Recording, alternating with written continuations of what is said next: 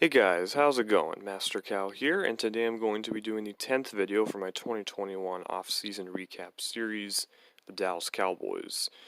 So, not the first season that Mike McCarthy was hoping for in his return to the sidelines as a head coach. With the Dak injury and just an enormously underwhelming defense, the Cowboys struggled to just a 5-win season, I believe. Maybe it was 6 wins.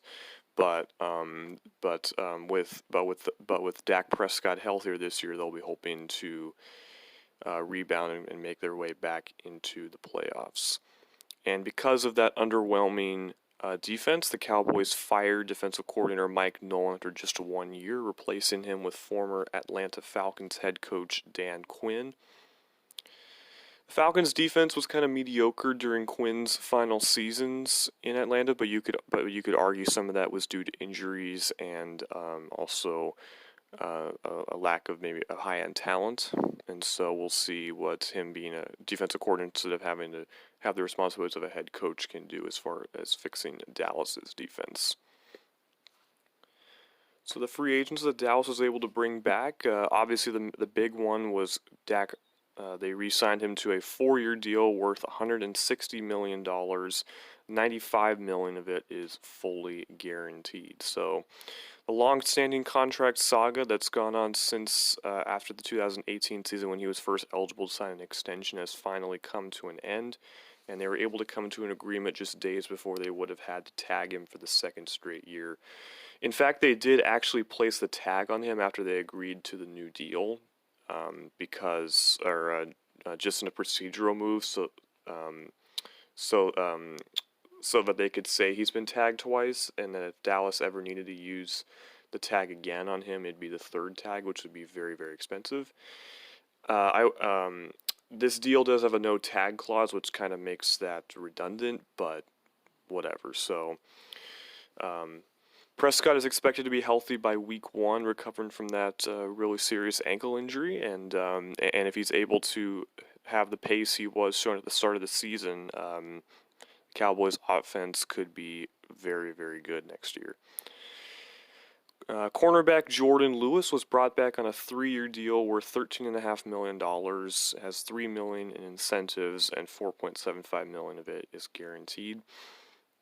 And this is kind of a surprising contract given Lewis's immense struggles last year, as he was very, very bad. He does have a pretty good track record, so it sounds like Jerry Jones and the Cowboys are hoping that it's an anomaly of him playing in Nolan's defense, and that him playing in Quinn's defense will fix those issues. Fellow corner C.J. Goodwin was re-signed to a 2-year deal worth $3.5 million, $2 million of which is guaranteed. He's a depth piece and a special teamer.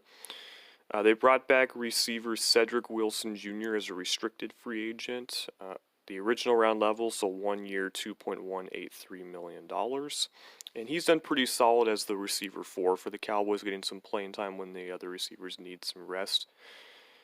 They did bring back defensive tackle Antoine Woods as a restricted free agent as well, but they wound up waiving him after the draft, and he has since signed on with the Indianapolis Colts. Receiver Noah Brown was re-signed to a 1-year minimum salary contract. He's also a special teamer and a depth piece. Restricted free agent Malik Turner was brought back on a 1-year deal worth $920,000.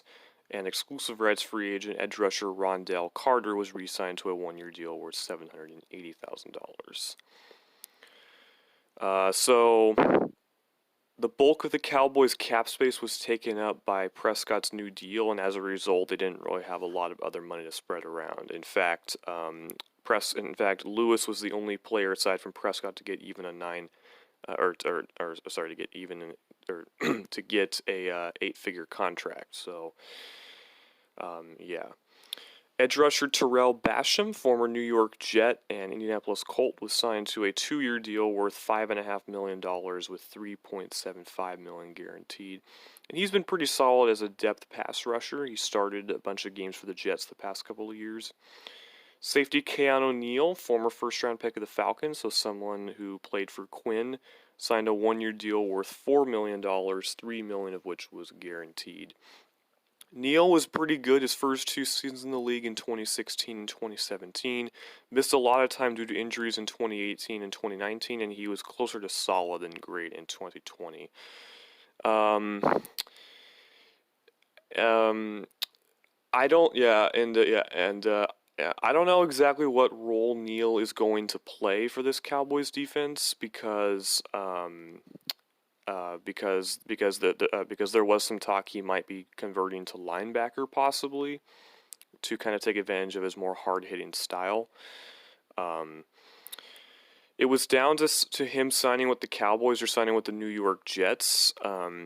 If he were to have signed with the Jets, he would have been a linebacker, and for the Cowboys, it seems like kind of an either or scenario, and I'm kind of leaning towards safety based on some of the other moves the Cowboys have made. But yeah, defensive tackle Brent Urban, former Bear, former Titan, former Raven, signed a 1-year deal worth $1.75 million, which is fully guaranteed,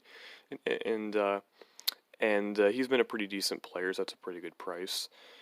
Tackle Ty Nsekhe signed a 1-year deal worth $1.75 million with $500,000 guaranteed. He spent the past couple of years with the Buffalo Bills as a spot starter and a swing tackle. Former Texans defensive lineman Carlos Watkins signed a 1-year deal worth $1.75 million with $400,000 of it guaranteed. Receiver Johnny Dixon and also fellow receiver Reggie Davis both signed 2-year deals worth $1.485 million. And those guys are guys competing for spots in special teams, I'd imagine. Long snapper Jake McQuaid signed a 1-year deal worth $1.2125 million, $137,500 guaranteed.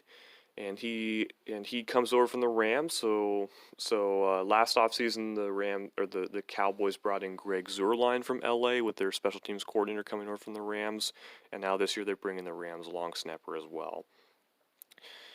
Johnny Hecker is still on the Rams, so yeah. But speaking of punters, the Cowboys signed Brian Anger to a 1-year deal, same value as McQuaid. Anger had been released by the Houston Texans. Safety DeMonte Casey, another former Falcon, signed a 1-year deal worth $1.1275 million with $387,500 guaranteed.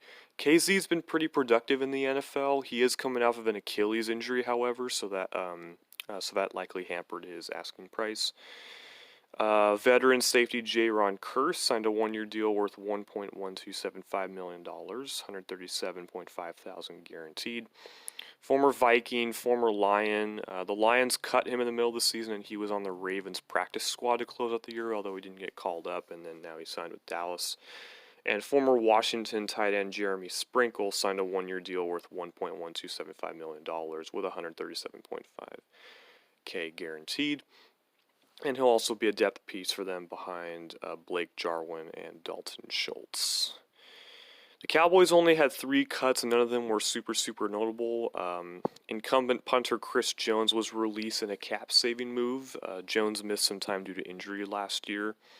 Fullback Jameez Olawale was released. He opted out of last season, and they waived receiver Stephen Guidry with an injured designation. Guidry was an undrafted signing last year, but I think he missed all of last year due to injury. For their free agent losses, a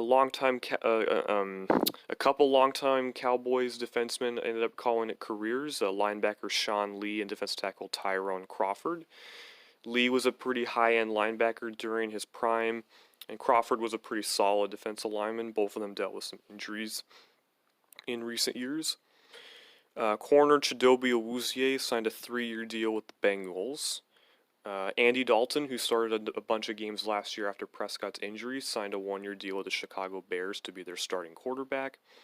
Tackle Cam Irving, who was their swing tackle, got in some starts but was also injured himself, signed a 2-year deal with the Carolina Panthers to be their starting left tackle.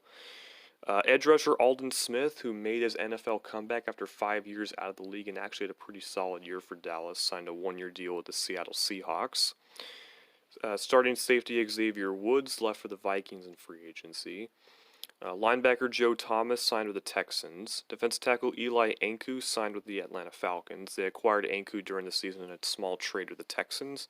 However, Atlanta has since cut Anku. Tight end Blake Bell signed with the Chiefs. He was a member of Kansas City's 2019 Super Bowl winning team before joining Dallas as a free agent last year, but now he's gone back to KC. And linebacker Justin March Lillard signed with the Tennessee Titans. Offensive lineman Greg Sennett was non-tenured as a restricted free agent. He signed on with the Browns. And they have two unsigned free agents, veteran center Joe Looney and long snapper LP Ladouceur. Ladouceur is not likely to be back barring some kind of an injury to McQuaid, while in Looney's case, the Cowboys seem to want to roll with younger options at center. I would not be surprised to see him sign with the team during camp, though. Dallas did not have any notable trades. They did trade back in the first round of the draft this year, but it didn't impact any players or any draft assets in the next beyond this year.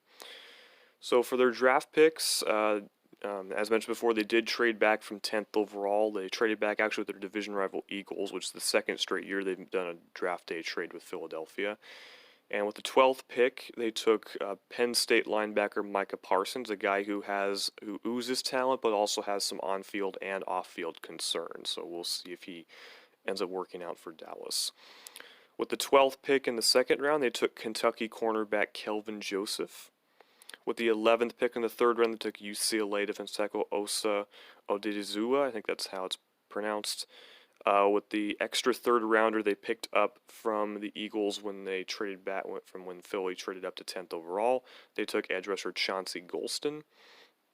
With the 35th pick in the third round, a compensatory pick for, I believe, losing Robert, or for losing, I think, for actually, I was for losing Byron Jones in free agency. They took cornerback Nashawn Wright. With the 10th pick in the fourth round, they took LSU linebacker Jabril Cox. With the 33rd pick in the fourth round, that's the compensatory pick they got for losing Quinn. They took tackle Josh Ball. With the 35th pick in the fifth round, they took wide receiver Simai Fihoko. With the 8th pick in the sixth round, they took defensive tackle Quinton Bohanna. With the 43rd pick in the sixth round, they took cornerback Israel Mukuamu. And with the 10th pick in the 7th round, they took guard Matt Farniok. Cowboys have not signed any players to extensions as of yet, and they have also not had any notable injuries. So my thoughts on the Dallas offseason, I thought it was an okay offseason for Dallas. I mean, obviously the one big question was going to be Dak. Were they going to resolve his contract situation? Were they going to tag him for the second time and have to go through negotiations again? Were they going to agree to a deal? And they finally did. And you can certainly argue that giving your quarterback $40 million a year, especially for someone who would not be considered an elite quarterback, is kind of an overpay. Although, again, Prescott was on a record-setting pace at the beginning of the year, and he had all the leverage, so that happens, I guess. And hey, if it works out, if he returns from injury and he's still playing at that level, then it could end up working out pretty well for them. I will mention, though, again, that Dallas, again, we all know they have a very top-heavy roster since they're paying market value contracts to not only Dak, but also Ezekiel Elliott, Tyron Smith, Zach Martin, Amari Cooper, and DeMarcus Lawrence. And Dallas is projected to be like $33 million or so over next year's cap. And they don't have a whole ton of ways that they can free up cap space. So it'll be interesting to see what Dallas does in next offseason, as there will be pressure to win now, especially in a division that was very weak last year, and a division I think that is pretty close that the Cowboys should be able to win if they can. And I feel like Quinn is a pretty good hire, and that their defense will improve. The question's going to be, are they because they do have some veterans, they do have some young players they'll be relying on, so it will be interesting to see kind of how all the pieces work together. So the needs I listed out for Dallas, quarterback was the biggest one I listed, and that was obviously addressed with Dak. Next up, I had mentioned defensive line, and they added a number of pieces up there: Basham, Urban, Watkins, Odizua and Golston, so they didn't really add any high-end elite talent, but they added a bunch of solid players and some draft picks there, so I'd say that was addressed. I threw out cornerback, and yes, that was addressed with Joseph. Safety, yes, with Neal and KZ. For the secondary needs, I mentioned left tackle, linebacker, and potentially wide receiver. I mentioned left tackle because the Cowboys might need to start thinking about finding a successor for Smith as he's getting older, and he missed a lot last year because of injuries. They did use a fourth-round pick on a tackle, and they added Naseki as insurance, but yeah. Linebacker was definitely addressed with Parsons and also Ball. And then receiver, yes, they brought back Wilson and they brought back Noah Brown. So overall, I'm going to give the Cowboys a C+ offseason because of Dak, and because the good news is they got to resolve. The bad news is it's an expensive contract, and looking beyond this year, they're very much in cap trouble, and for this year, it kind of restricted what they could do as far as this offseason was. I didn't expect them to pay Lewis that amount of money and whatnot, so yeah. The Cowboys could certainly make the playoffs because it is a winnable division. However, I feel like they will have to win their division in order to make the playoffs. Not because the NFC is good, but because their division as a whole is bad, and I don't think they're quite as good as some of the other teams that would be wild card teams. Like for example, the NFC West is really strong and whatnot. I mean, there's a few other teams in there. So again, I feel like that's the case for all the NFC East teams. I think they have to win their division in order to make the postseason this year. So closing out with Dallas's projected starters heading into training camp. Quarterback is Dak, that's obvious. Running back will be Zeke, and he's been putting in a lot of work this offseason as far as after having a really disappointing year last year, struggling overall, fumbling a lot, and he's putting a lot of work, and we'll see if he can bounce back to vintage form, which they'll kind of need because his 6-year extension doesn't even kick in until next year. So, yeah. Smith will be back at left tackle, recovered from the neck injury. Left guard is going to be a competition between Connor Williams and Connor McGovern. Center looks like Tyler Biadasz will be the starting center, especially with Dallas selecting to not re-sign Looney. Martin will be back at right guard, and then Lyle Collins, who missed all of last year due to injury, will return at right tackle. So Dallas are hoping that a better offensive line will also help out the running game as well. Their starting trio from last year will be back at wide receiver: Amari Cooper, CeeDee Lamb, and Michael Gallup. There have been some rumblings about Cooper and him having an off-season injury that's lingering a bit. I think it's an ankle injury, but I also heard that he might be ready to go by training camp, so we'll see. Dallas reports to training camp pretty soon, actually. And then Jarwin, coming back from the torn ACL, will presumably return to be the starting tight end, although Dalton Schultz did have a pretty impressive run, especially when Dak was the quarterback when Jarwin was injured. As far as the defensive line goes, Lawrence is obviously going to be the top pass rusher.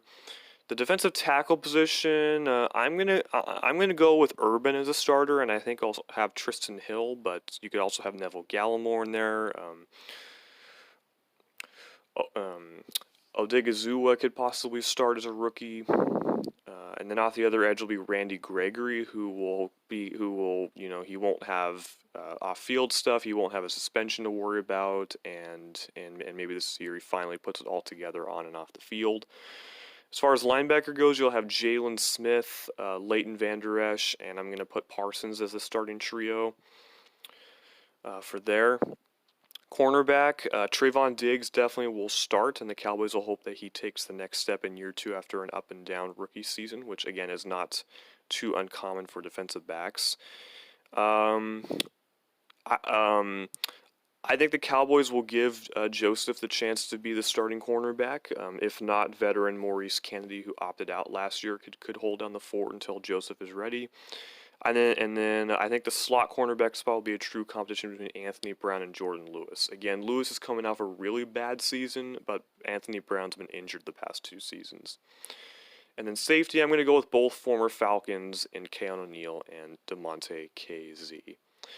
So that's going to do it for this video. I hope you guys enjoyed, and stay tuned for the next offseason recap video.